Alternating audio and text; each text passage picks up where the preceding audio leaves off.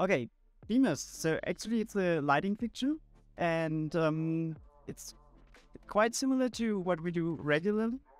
But on the other hand, you have a really powerful but simple tool. And if I pair a beamer with a desktop beam for especially, you have all the features to manipulate your beamer into a lighting fixture, a digital lighting fixture. And then you can take a swap around and say, okay, so now it's not projecting onto something. Now I can use my my beamer to make something aerial. We can project beams. You can make fantastic things with your environment. So it's not limited to what is inside, what the company built inside the fixture. It's more, what are my fantasies? What was my creation? What makes me says, hey, now I want to have something like this. I dreamt last night. I dreamt about something completely new, and a lighting fixture, a regular lighting fixture, maybe is not the thing that is working for me. So I can say, okay, let's take a beamer and make something completely out of the box. And it is quite easy because you simply put something on the backside and say, okay, make magic. And how much of the possibilities did you find out about already, or are they so countless it's impossible to have them all day?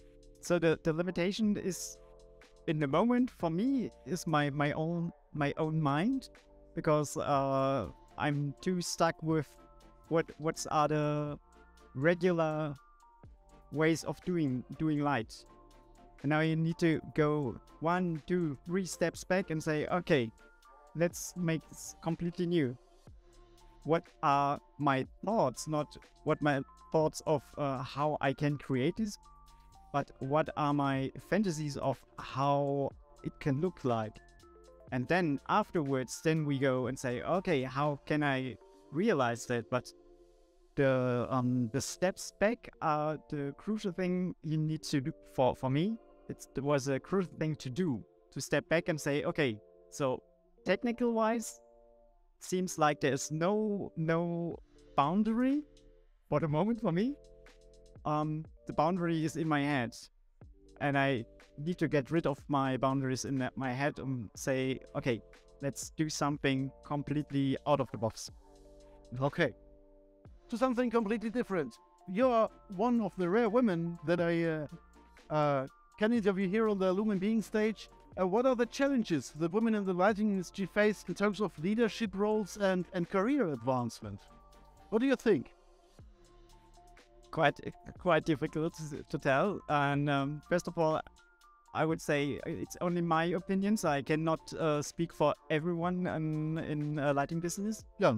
So first of all, it's really complicated to be a woman.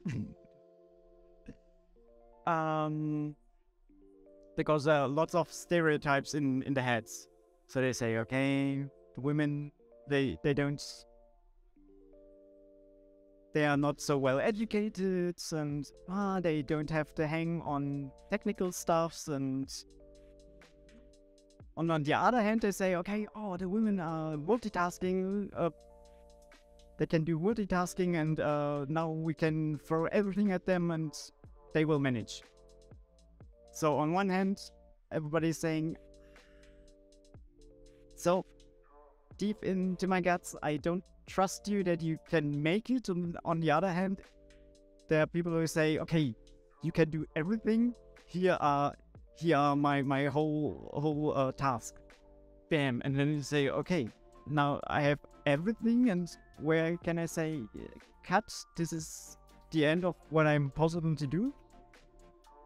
And somewhere in those spectrums, you're going to work from, I don't trust you, you can make it, you're not powerful enough, you're not don't gain too much knowledge.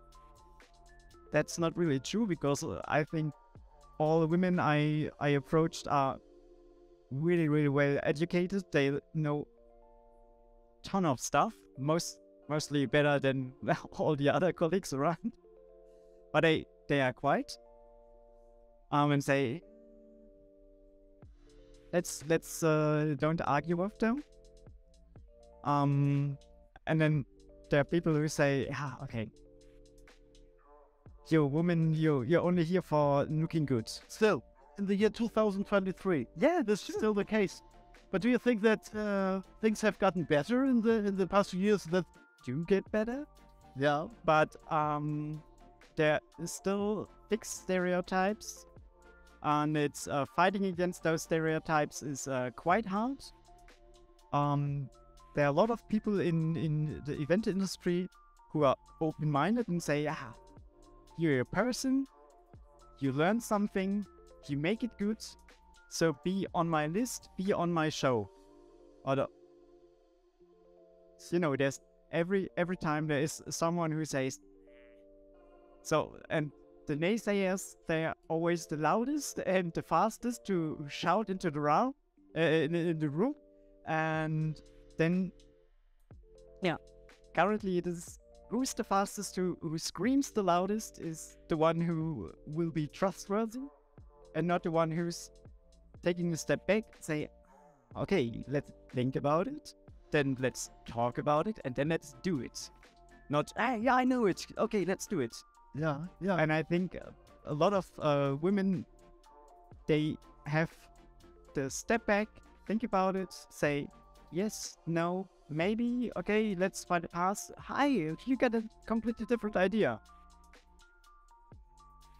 Something that a lot of people need to learn more, not, okay, let's go. It's talk about it and then say, let's go. Okay. And you personally, I mean, you seem quite unaffected by the challenge of being accepted as a woman in the lighting industry. Is that true? And can you tell us your secret? What makes you relaxed, or is it not true at all? What I'm suggesting of. So I have the feeling the universe is good to me. So sometimes I feel I'm living in a bubble. So I have people surrounding me who respect me, who I can talk with them on equal level. But on the other side, I hear a lot of things worse from the outside world, and I say, ooh, okay, so what have I done to have this wonderful life of not arguing with everybody? Hey, I'm a person too, and I'm well educated, and I can do it. So I think I'm a little bit lucky, but yes, I approach sometimes lucky me, situations where everybody's saying, oh, okay, you're looking good. So, yeah, we keep it. On the dark age, that's the only reason you're here for, looking good. When the dark ages come back for some seconds or minutes. Yeah, but the industry is advancing, and the mindset of people is also advancing, and luckily everybody can participate from that, hopefully. Yeah. Can you name any notable women in lighting, or any women at all who have inspired or influenced you on your work? How? Actually, not really, because all of them inspired me.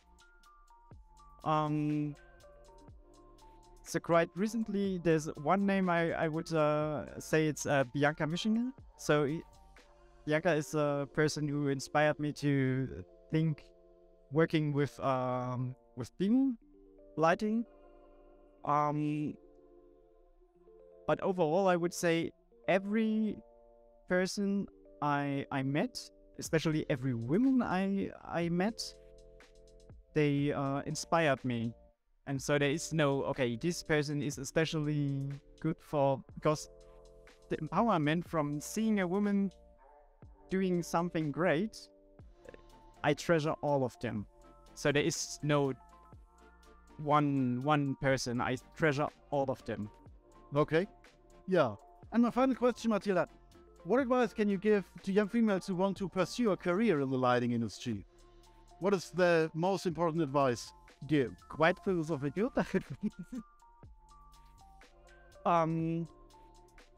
So only this is my way of thinking. So have a straight back.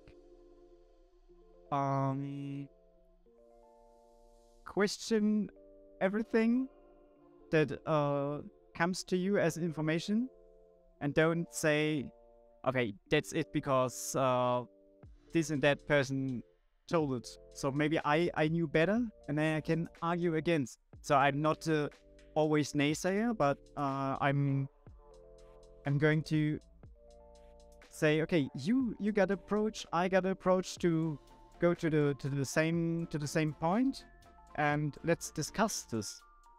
But discuss it, and don't say, okay, so you are a bit louder and a bit more aggressive, then I'm going to say, oh no, thank you, okay. So stand there and say, I know better, or I know something different, and say, okay, I know as well. I think that's a good answer. Thank you very much. Mathilda, that was it. Thank you very much for joining the Lumen Being Talks here at the ProLight. A big up for Mathilda Kruschel.